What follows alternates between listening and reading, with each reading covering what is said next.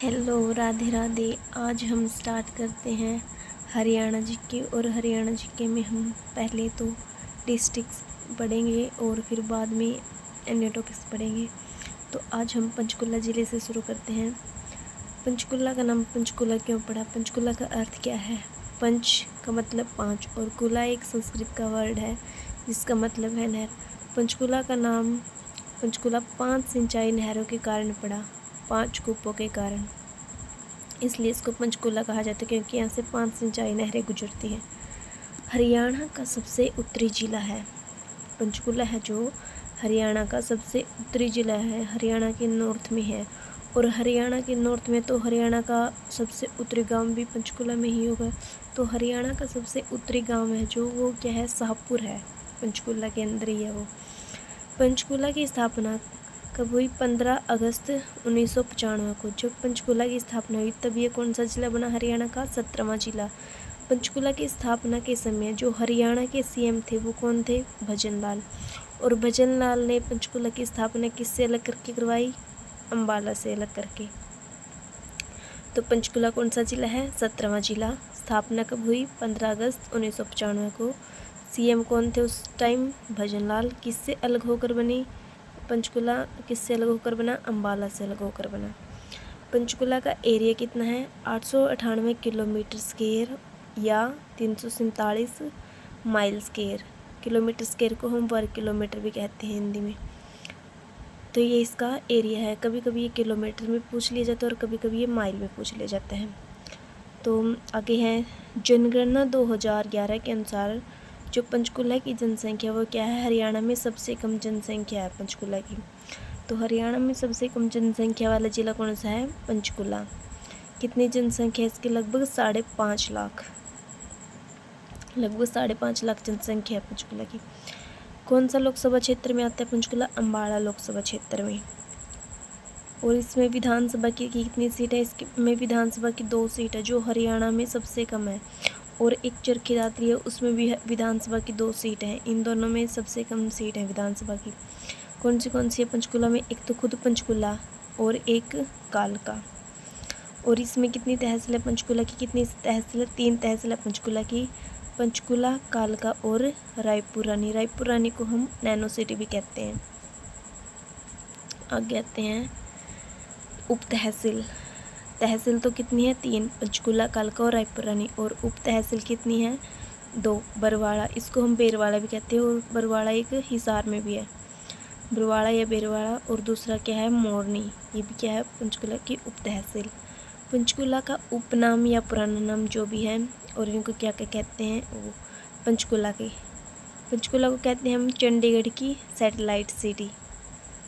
चंडीगढ़ की satellite city किसको कहते हैं? पंचकुला को। और इसको चंडीगढ़ की सोलर सिटी भी कहते हैं, चंडीगढ़ की सोलर सिटी। पंचकुला को हम नहरों का शहर भी कहते हैं क्योंकि यहाँ से 5 नहरें गुजरती हैं जिसके कारण इसका नाम पंचकुला पड़ा। फिर आता है इसमें एक पिंजौर शहर है जो उसका नाम क्या था? पुराना नाम पंचपुरा, जो कहाँ पर मिलता है? पिंजौर बावली शिलालेख में, जिसका जिक्र कहाँ पर है? पिंजौर बावली शिलालेख में। और पिंजौर का एक और नाम है पंचमपुर।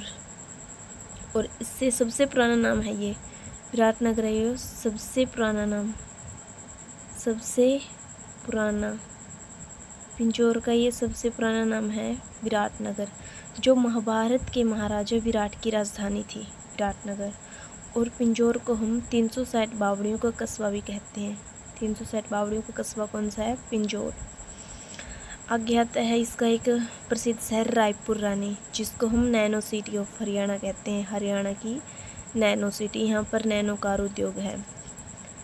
पंचकुला, मोहाली और चंडीगढ़, इन तीनों को मिलाकर हम कहते हैं ट्राई सिटी। ये इम्पोर्टेंट है। हिमाचल प्रदेश का सिरमौर व सोलन जिला भी हम किसको बोलते हैं? पंचकुला को। फिर आते हैं इसके उद्योग।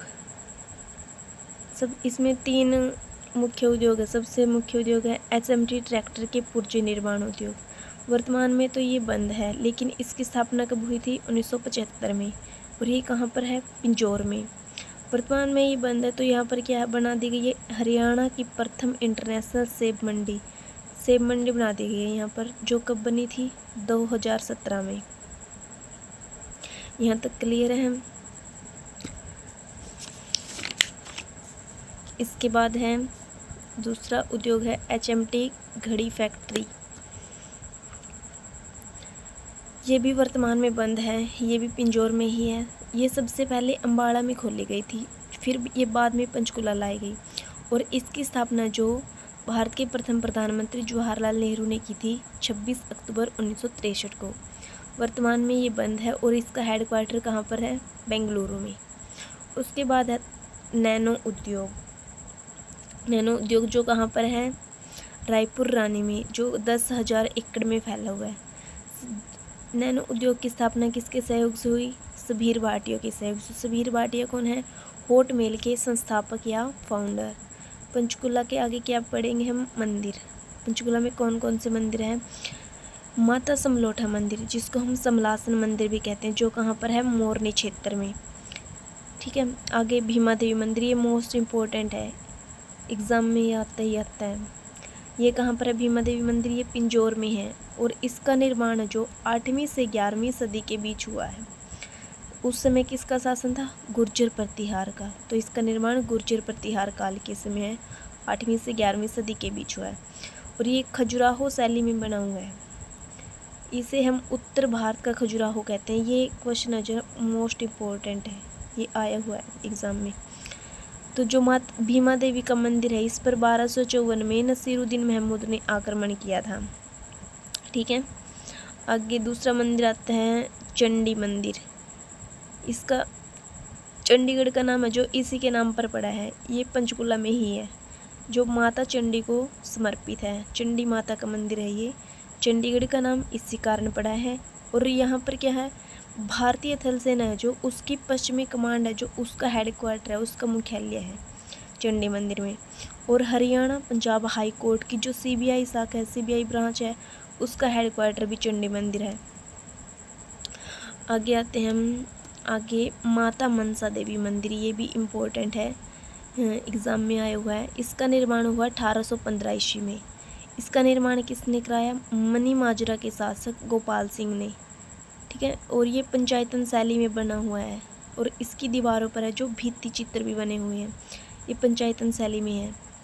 मनसा श्राइन बोर्ड, ये इम्पोर्टेंट है, मनसा श्राइन बोर्ड। इसका गठन कब हुआ? 1991 में, जिसके अध्यक्ष कौन होते हैं? CM। मनसा श्राइन बोर्ड के अध्यक्ष कौन होते हैं? CM। और वर्तमान में कौन है? नायब सिंह सैनी।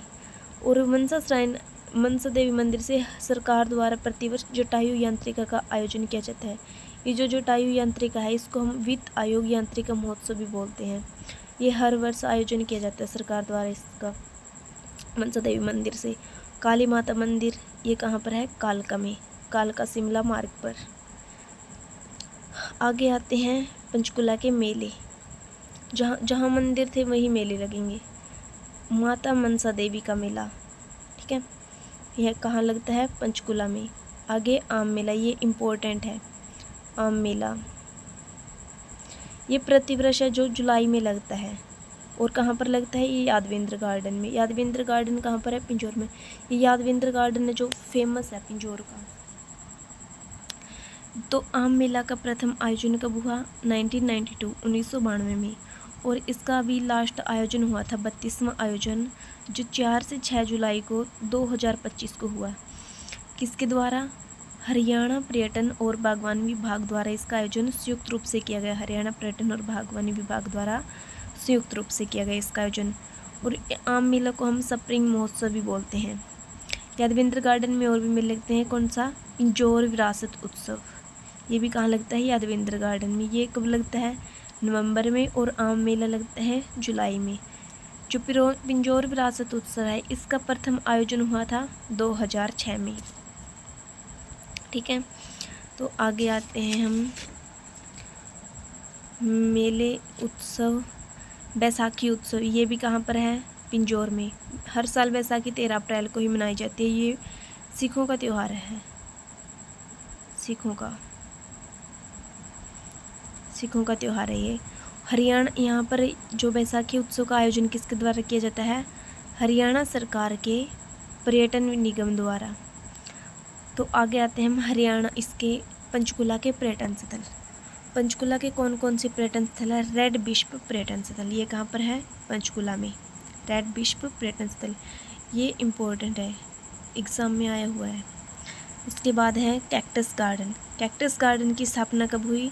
1987 में। किसके द्वारा करवाई गई इसकी स्थापना? जे.एस. सरकारिया द्वारा। और जो पंचकुला का कैक्टस गार्डन है, जो एशिया का सबसे बड़ा कैक्टस गार्डन है, एशिया का सबसे बड़ा कैक्टस गार्डन। यहाँ पर कैक्टस शो का आयोजन होता है, जो कब होता है? मार्च में। आम मेला लगता है जुलाई में यादवेंद्र गार्डन में। और पिंजौर विरासत उत्सव भी यादवेंद्र गार्डन में कब लगता है? वहाँ पर नवंबर में। कैक्टस शो पंचकुला में प्रतिवर्ष मार्च में। उसके बाद यादवेंद्र गार्डन, इसके मोस्ट इम्पोर्टेंट, यादवेंद्र गार्डन कहाँ पर है? पिंजौर में। निर्माण कब करवाया इसका? 17वीं शताब्दी में, एग्जैक्ट है 1661 में। किसने कराया? फिदाई खान ने। फिदाई खान कौन थे? पंजाब का गवर्नर था ये, और औरंगजेब का चचेरा भाई था। इसने यादवेंद्र गार्डन का निर्माण क्यों करवाया? क्योंकि पंजाब के विलीले के उपलक्ष्य में इसने यादवेंद्र गार्डन का निर्माण करवाया था। यादवेंद्र गार्डन का नाम, पुराना नाम था जो मुगल गार्डन नाम था इसका। फिदाई खान ने इसका नाम मुगल गार्डन रखा था, लेकिन पटियाला के महाराजा यादविंदर सिंह के नाम पर वर्तमान में इसका नाम क्या कर दिया है? यादविंदर गार्डन। और इसको हम कहते हैं उत्तर भारत का नंदनवन।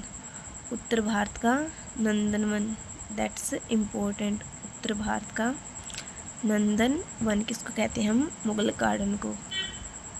और मुगल गार्डन का वर्णन कहाँ मिलता है? खुलासू तवारीख में। जो ये मुगल गार्डन है, पिंजौर गार्डन, यादवेंद्र गार्डन है, इसका वर्णन कहाँ मिलता है? वर्णन कहाँ मिलता है?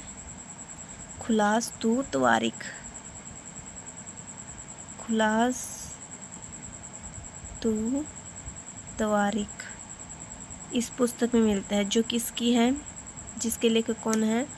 मुंशी सुजान राय। मुंशी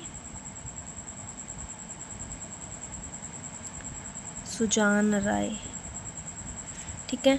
और पंचकुला में कौन कौन से पर्यटन स्थल? नाहन कोठी कहाँ पर है? पंचकुला में। टिक्करताल झील, ये मोरनी क्षेत्र में है, टिक्करताल झील। आगे है रामगढ़ का किला। ये रामगढ़ का किला है जो गिनीज बुक ऑफ, इम्पोर्टेंट है, Guinness book of world record में शामिल है। क्यों शामिल है? इसकी गेट की ऊंचाई के कारण। ये बहुत ऊंचा गेट है। वर्तमान में इसको हेरिटेज होटल में बदल दिया गया है, हेरिटेज होटल है ये वर्तमान में। तो आगे है पंचकुला के पर्यटन स्थल में है नाड़ा साहिब गुरुद्वारा, जो कहाँ पर है? घग्गर नदी के किनारे पर है। जो नाड़ा साहिब गुरुद्वारा है वो किस लिए फेमस है? क्योंकि जो बघानी की लड़ाई हुई थी ना 1688 में, तो उस समय गुरु गोविंद सिंह यहाँ पर रुके थे। नाड़ा साहिब गुरुद्वारा, यहाँ पर गुरु गोविंद सिंह रुके थे। इसके बाद आता है मोरनी। हरियाणा में एकमात्र हिल स्टेशन है मोरनी। इसको पहाड़ों की रानी भी कहा जाता है, मोरनी। ये मोरनी नामक रानी के नाम पर बसाया गया था। मोरनी क्षेत्र है जो मोरनी नामक रानी के नाम पर बसाया गया था। तो मोरनी में मोरनी की सबसे ऊंची चोटी है, मोरनी पहाड़ी की सबसे चोटी कौन सी है? करहो चोटी, जिसकी जो हरियाणा में सबसे ऊंची चोटी है। जो क्या है? हरियाणा की सबसे, मोरनी में हरियाणा की करहो चोटी सबसे ऊंची है, जिसकी चढ़ाई कहाँ से शुरू होती है? चूरी गांव से, चूरी गांव से। और इसकी ऊंचाई कितनी है करहो चोटी की? 1514 मीटर HSC के अनुसार, लेकिन इसकी एग्जैक्ट ऊंचाई है 1467 मीटर। और यहाँ पर एक पर्यटन स्थल है कवेल माउंटेन पर्यटन स्थल, ये मोरनी क्षेत्र में है कवेल माउंटेन पर्यटन स्थल। उसके आगे है व्यक्तित्व, कि कौन कौन से व्यक्ति इम्पोर्टेंट है इसके पंचकुला के। तो सबसे पहले आती हैं अरुणा आसफ अली या अरुणा गांगुली। इसका जन्म हुआ था 16 जुलाई 1909 को और मृत्यु 29 जुलाई 1996 को। इनका संबंध है जो कालका से है। इनको आयरन लेडी कहा जाता है। इंडियन इंडिपेंडेंस मूवमेंट की, भारतीय स्वतंत्रता आंदोलन की आयरन लेडी कहा जाता है। और 1942 के आंदोलन की क्वीन कहा जाता है। 9 अगस्त 1900, इसमें ये क्वेश्चन इम्पोर्टेंट है। 9 अगस्त 1942 को भारत छोड़ो आंदोलन में मुंबई के ग्वालियर टैंक मैदान में अरुणा आसफ अली ने तिरंगा फहराया था। कहाँ पर? मुंबई के ग्वालियर टैंक मैदान में 9 अगस्त 1942 को भारत छोड़ो आंदोलन के दौरान किसने फहराया था? अरुणा आसफ अली ने। और इनको ना भारत रत्न मिला 1997 में। मरणोपरांत इनकी मृत्यु हो गई थी 29 जुलाई 1997 को। और ये भारत रत्न पाने वाली हरियाणा की एकमात्र महिला है।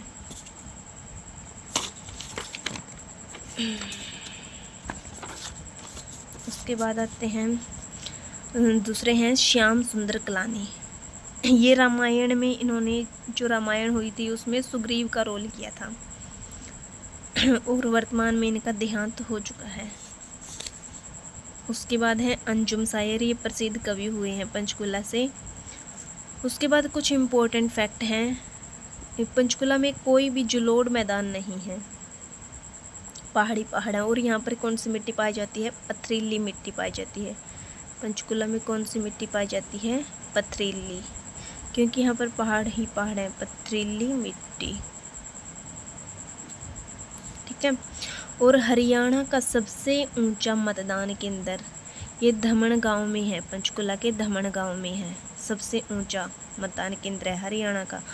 हरियाणा का पहला पिंक मेला पुलिस स्टेशन कहाँ पर खोला गया था? पंचकुला में। और हरियाणा में क्षेत्रफल में सबसे छोटी विधानसभा भी कौन सी है? कालका, जो किसकी विधानसभा है? पंचकुला की। ये हरियाणा की क्षेत्रफल में एरिया वाइज सबसे छोटी विधानसभा है।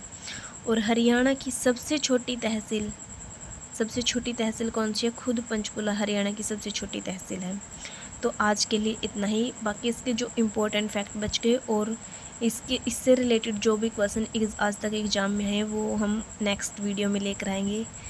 राधे राधे, धन्यवाद।